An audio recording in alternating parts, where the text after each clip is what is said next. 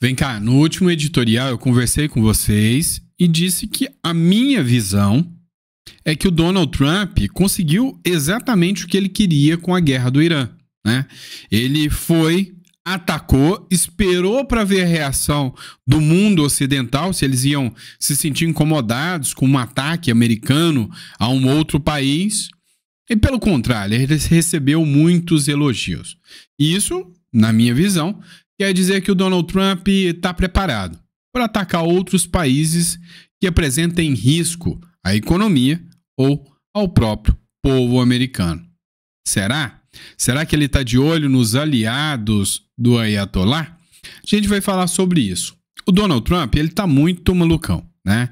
Vocês devem ter visto uma matéria que foi publicada até no Jamil Chad, do UOL, onde ele mandou um recado. Inclusive, esse recado foi direto para o Brasil. Primeiro, por uma ação do Canadá. E agora, ele agiu contra o Canadá olhando para o Brasil. Vamos entender tudo isso? Tem muita coisa muito grave acontecendo e a gente vai falar sobre tudo isso com vocês nesse editorial atrasado. Pois é, saí com a família, fui comer um sanduíche, fui engordar um pouquinho. Não deu tempo de chegar aqui e fazer o vídeo a tempo, mas vamos lá, sabadão, vocês vão me dar um desconto, não vão? Bora pra cima, né? Então não esquece de se inscrever, curte, compartilha. Se você cogita inscrito num canal que traz informações com relevância, seja muito bem-vindo. Você achou um canal que vai sempre trazer as fontes das matérias que traz e sempre se preocupando em não trazer fake news, sempre trazendo informações que realmente agregam para você. Beleza? Vamos para cima? Vem comigo, vamos começar na primeira matéria. É o seguinte, eu tinha dito para vocês que o Donald Trump gostou do negócio, ele gostou de ter ido para cima do Irã. Olha só, essa matéria da BBC News aqui, que, assim, parece que os caras assistiram o meu vídeo para fazer a matéria, de tanto que coincidiu, tá? É de se esperar que o Trump ataque outros inimigos depois do bombardeio americano ao Irã?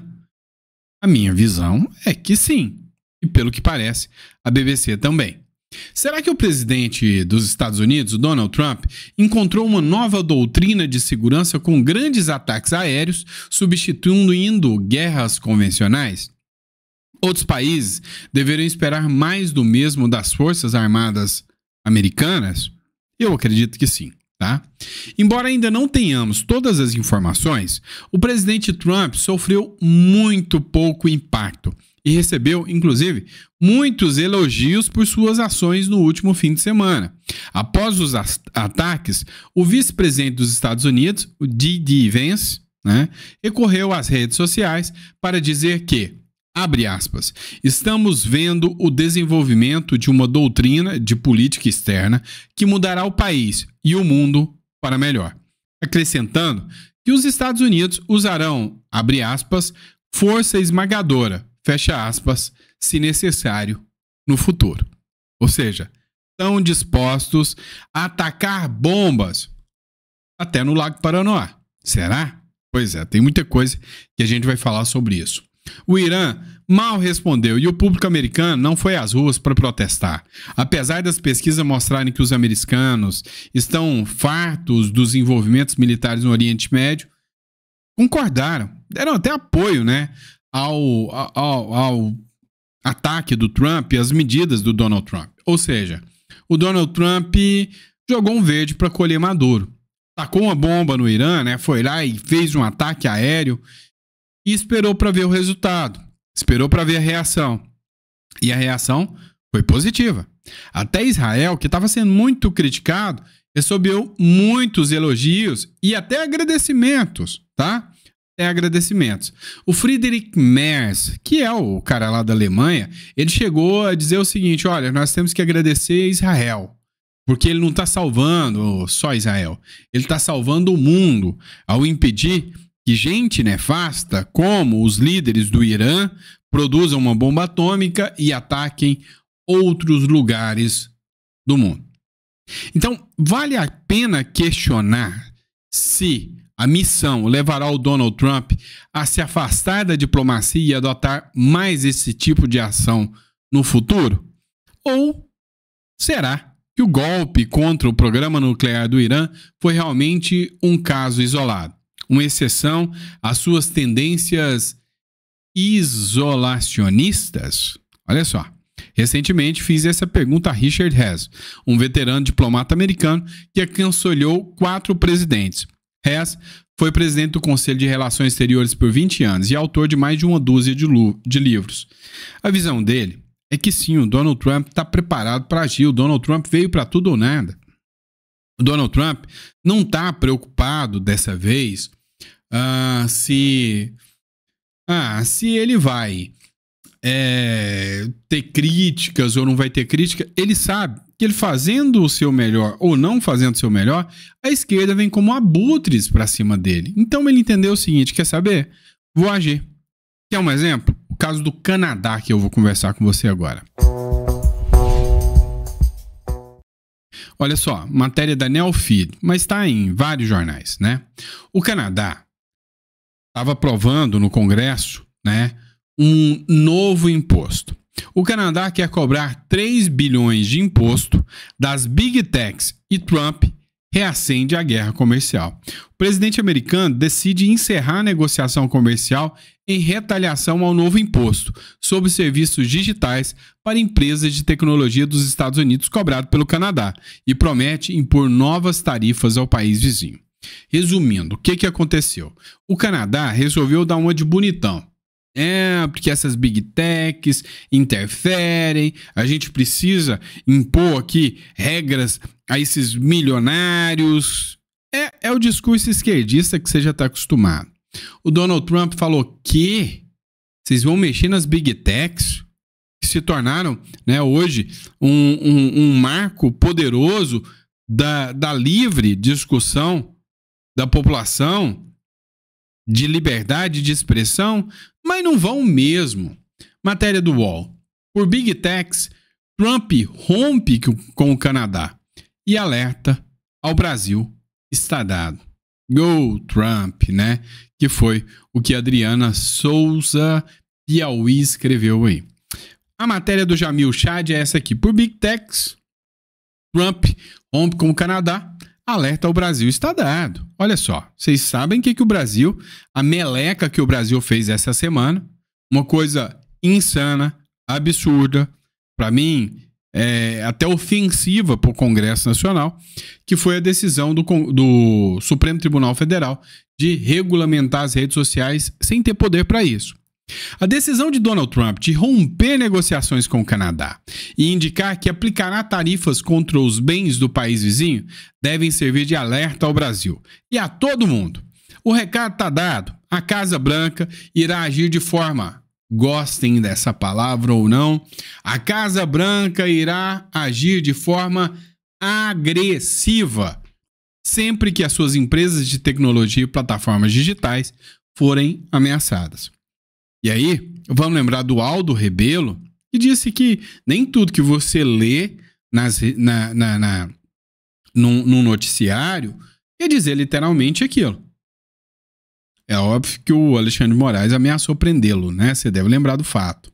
Mas você tem que entender o seguinte, nem tudo aquilo que você lê dá para se interpretar literalmente. O que é a forma agressiva que o governo Trump vai responder contra quem ameaça as suas Big Techs? Pode ser no campo comercial, vou impor tarifas, sanções. Pode ser no campo judicial e diplomático, vou sancionar, por exemplo, o ministro Alexandre de Moraes, que é uma pauta do governo norte-americano. Ou pode ser no campo bélico também, quer saber? Você é meu inimigo, você é uma ameaça para a liberdade de expressão, você ameaça a primeira imprensa, a primeira emenda, ameaça a liberdade de imprensa, então... Cara, nós estamos falando do Trump. O homem é doido. O homem é doido. O governo canadense não se intimidou diante da pressão, optou por manter seus planos de cobrar imposto sobre as empresas de tecnologia nesta sexta-feira. Trump rebateu e classificou as taxas do Canadá como um ataque direto e flagrante ao nosso país. Entenda, o Donald Trump caracterizou que atacar as redes sociais americanas é um ataque e um confronto direto ao próprio Estados Unidos. com direito de retaliação. Primeiro no plano comercial, né? Obviamente, eles estão copiando a União Europeia, que fez a mesma coisa e atualmente também está em discussão conosco para retirar essas tarifas. Diz Trump, com base nesse imposto flagrante, estamos encerrando todas, em maiúsculo aqui, todas as discussões sobre comércio com o Canadá, com efeito imediato. Informaremos ao Canadá a tarifa que eles pagarão por fazer negócio com os Estados Unidos da América nos próximos 7 dias, completou o presidente. É a medida mais burra que um esquerdista poderia fazer para o seu país. O Canadá é um país que está lá na ponta da América. Qualquer país que ele precisar negociar, ele tem que pular o maior, né, mercado do mundo. Não é melhor negociar com esse maior mercado? Então, se o Canadá, lá do lugar onde ele está, resolve negociar com o México, tem que pular com os Estados Unidos. E o Canadá tem um potencial econômico que o México tem? É óbvio que não. Que ideia de rico. Vai negociar com quem? Com o Brasil, do Lula? Né? Ou seja, o Canadá, na busca de taxar Big Techs, mas é para regulamentá-las, é para retirá-las do ar ali no Canadá, para o Trudeau e a turma da esquerda se manter, né? Se bem que o Trudeau já está fora. A verdade, nua e crua, é que essa turma está disposta para o tudo ou nada. Mas eles vão sentir, né? Cortar a relação com um vizinho tão poderoso quanto os Estados Unidos é burrice. O recado está dado para o Brasil. Cortar a relação com um próximo, né? Vizinho próximo, tão poderoso economicamente, é burrice. O Brasil vai ser sancionado. E o pior, o Donald Trump pode a qualquer hora tomar medidas mais agressivas. O próprio jornal do Jamil Chad ali falou. E aqui no Brasil, como é que tá o STF? Tá impondo censura. Tá impondo limitações à atuação das Big Techs. Já falaram que vai atrapalhar a atuação delas. E, inclusive, logo, se bobear, pulam fora do Brasil. Dá uma olhada, né, sobre o que estão falando dessa taxação das Big Techs. Vamos lá, pessoal. Ó, a Júlia Lucy, no Sem Rodeios, ela falou o seguinte, quer saber? Esse negócio de taxar, liberdade é sobre ter voz, a censura nas redes vai afetar diretamente as eleições de 2026. E é exatamente isso que eles querem, né? Escuta comigo essa matéria. Como a gente pode classificar a decisão de ontem, o dia de morte da democracia no Brasil? Não há como trazer qualquer tipo de eufemismo nesse momento. Essa é a realidade nua e crua. Óbvio que parcela considerável da população não vai compreender o que eu estou falando aqui, não vai concordar. Muitos apoiam, porque, afinal de contas, as intenções são boas, né? Ah, não, mas eles querem proteger as crianças, eles querem proteger as mulheres. Quem não quer proteger mulher? Quem não quer proteger criança? É óbvio que todo mundo quer isso. Agora, a grande questão é que esse é o subterfúgio para calar previamente pessoas que digam coisas incômodas, que prejudiquem quem está no poder e principalmente quem vai fazer disputa eleitoral no ano que vem. Porque se em 2022 já foi difícil fazer campanha em rede social, meu Deus do céu. Só muito rico mesmo vai ser eleito ano que vem, essa é a verdade. Porque se teve uma coisa que a rede social fez, foi abrir a possibilidade para que pessoas de fora do sistema entrassem no sistema político. Verdade de baratear campanhas. Uma vez que você não pode fazer campanha em rede social, você vai ter que voltar para aquela velha campanha de sempre, de ter que estar na rua, de contratar um monte de cabo eleitoral. E quem é que pode bancar isso? É a elite política, que já está no cargo, são os ricos, são aqueles que se beneficiam de dinheiro de licitação. Ou seja, gente, é uma tragédia em todas as ordens, de todas as maneiras possíveis. E é triste, é muito triste que haja muito apoio social ainda em relação a isso que foi feito. Esse é o diagnóstico do quanto somos atrasados em termos de consciência política neste país. Como a gente... Impecável comentário dela, análise perfeita.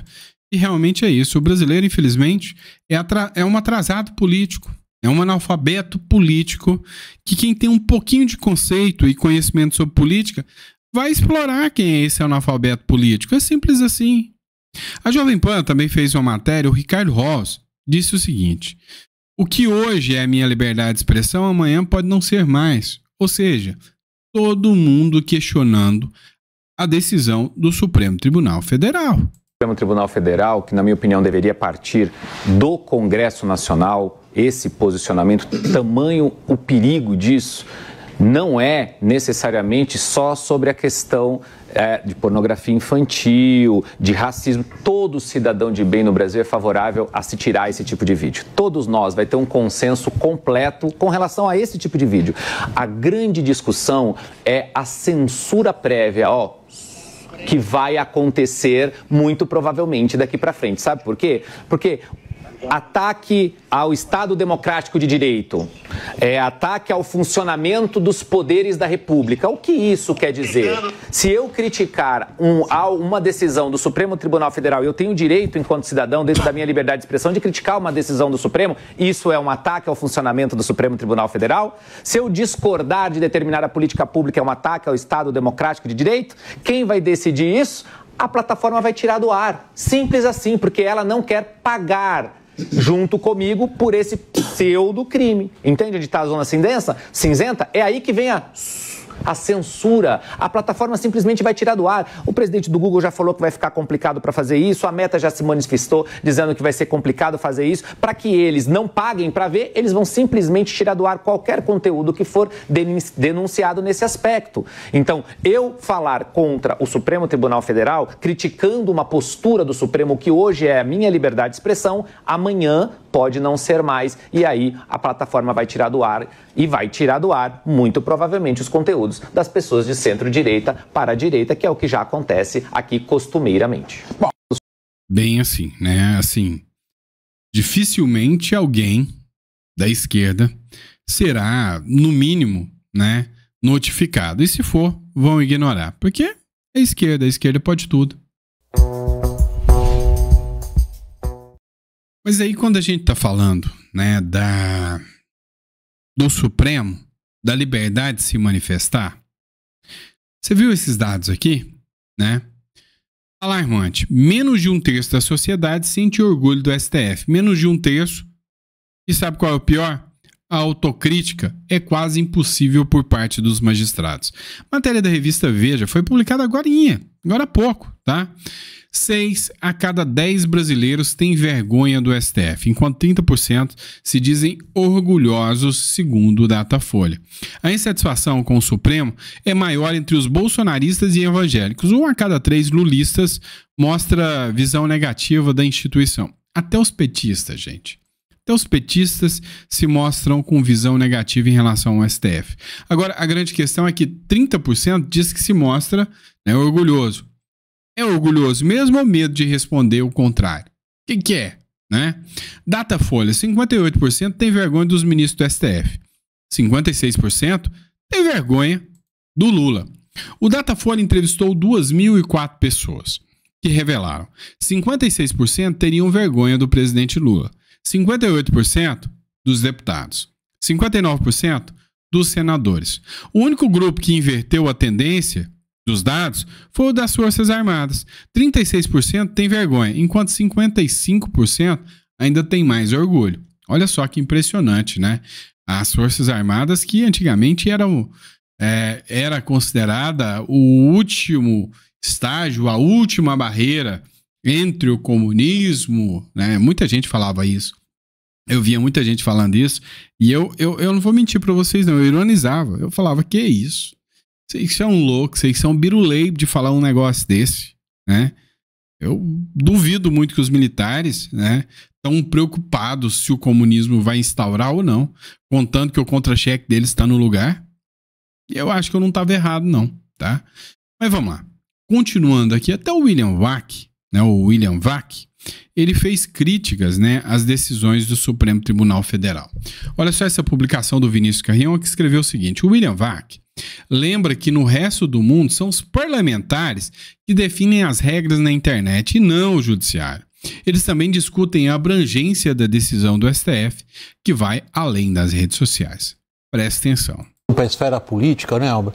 Que eu, por decisão editorial, preferi, nessa conversa que nós temos aqui, nos concentrar nas questões mais intrínsecas das decisões do Supremo. Evidentemente, tem toda essa amplitude dos poderes, como eles se relacionam entre si, e o que significou, por parte do Judiciário, assumir essa função de estabelecer as normas dentro da internet, onde normalmente, no mundo lá fora, isso vem de parlamentos. Aqui veio do Judiciário.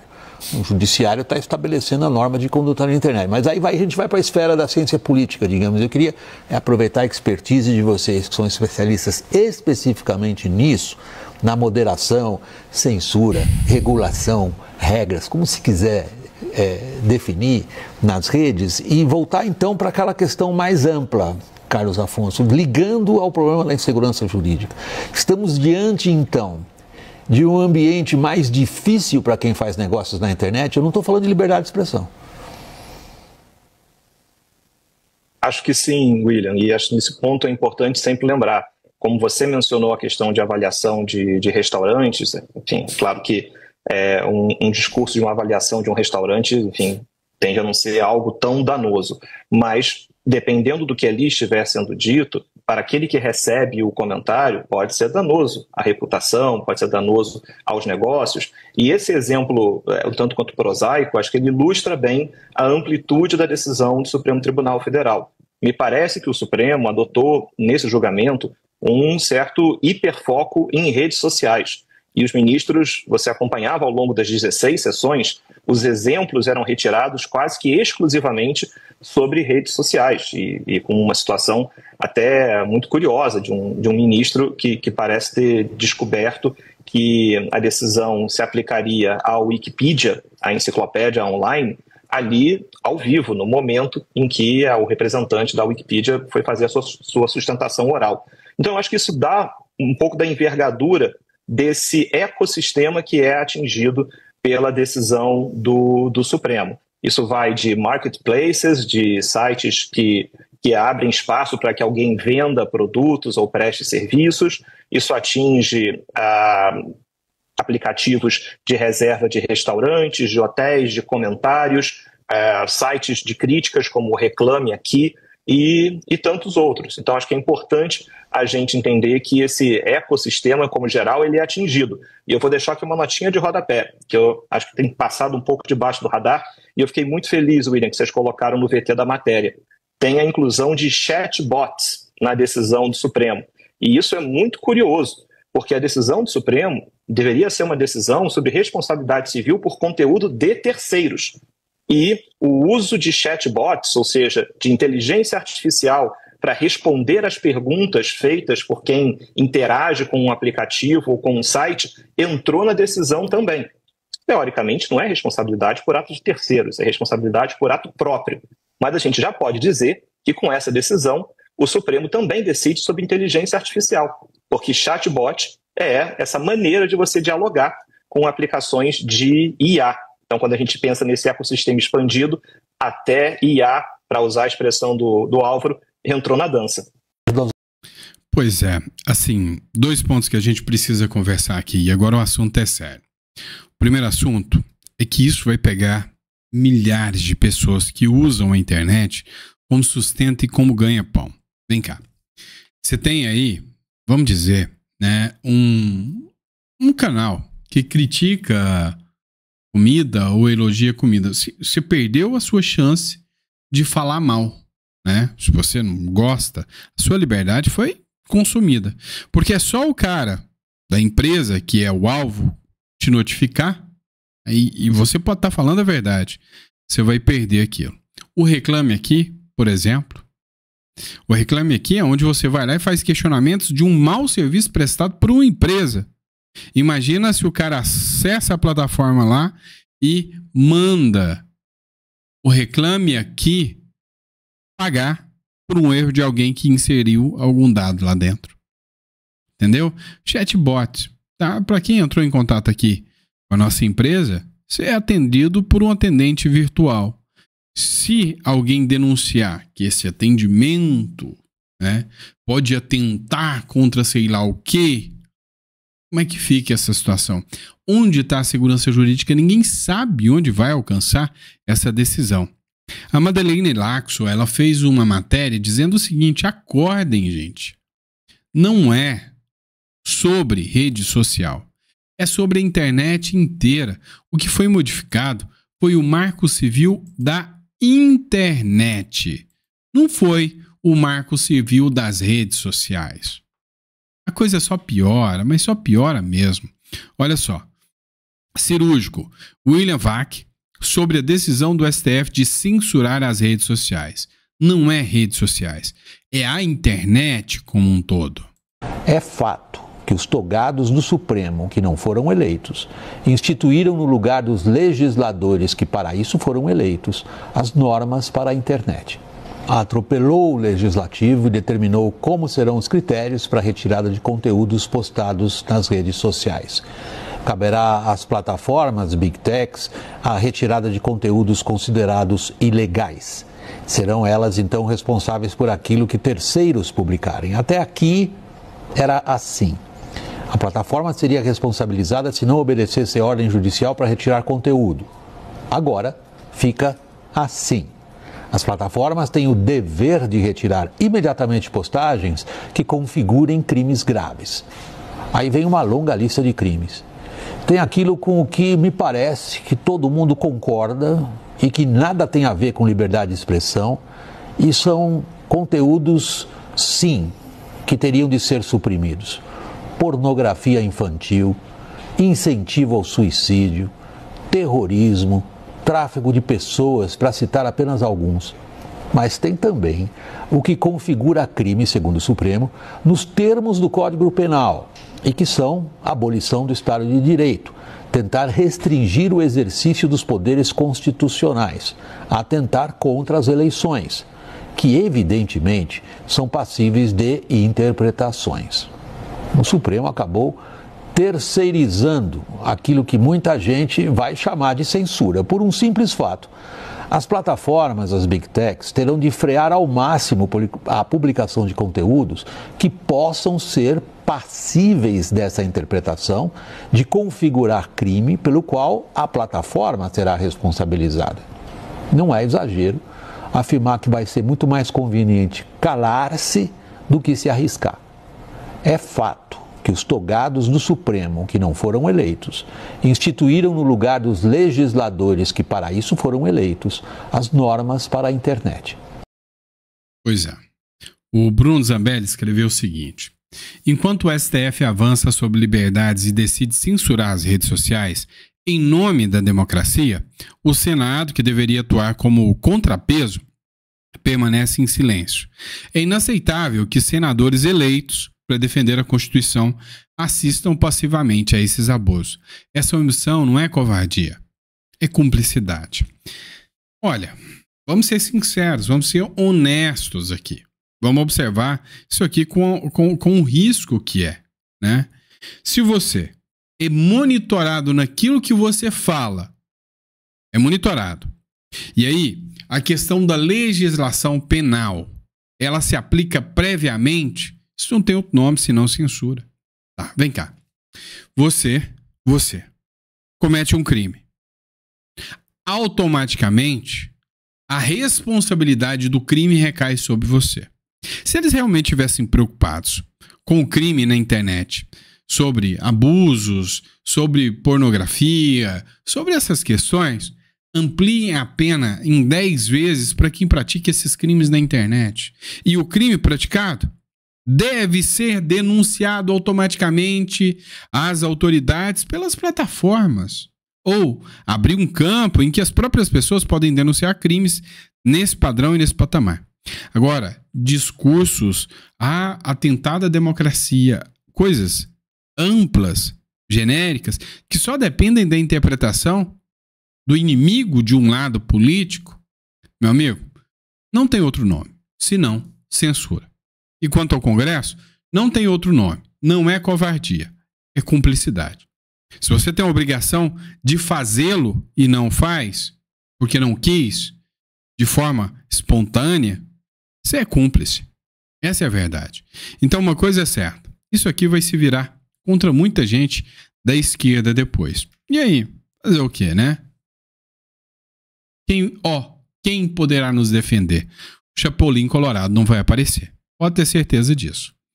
Abraço, pessoal. Fiquem com Deus. Amanhã de manhã, domingão, quero estar aqui com vocês, tá? Papai do céu permitindo. A preguiça não deixando, porque ultimamente eu ando preguiçoso, né? Não, é cansaço mesmo. Nossa, eu tô num momento do escritório, da vida, que assim, além do canal, cara, eu faço 4 vídeos todo dia pra vocês, sabe? Domingo todo dia. 3 empresas pra tocar. Sem contar as consultorias, né, de outros clientes que tem empresa que a gente faz consultoria. Então, às vezes o tempo é curto, tá? Então, tem dia que eu fico todo dia até 9, 10 horas trabalhando, tá puxado. Então, se eu não aparecer amanhã, é porque eu me dei o luxo de dormir, descansar. Mas se eu aparecer, é porque, sei lá, é o meu jeitão doido mesmo. Eu me sinto inútil o dia que eu não faço nada. Então, eu gosto de, pelo menos, bater um papo com vocês, tá bom?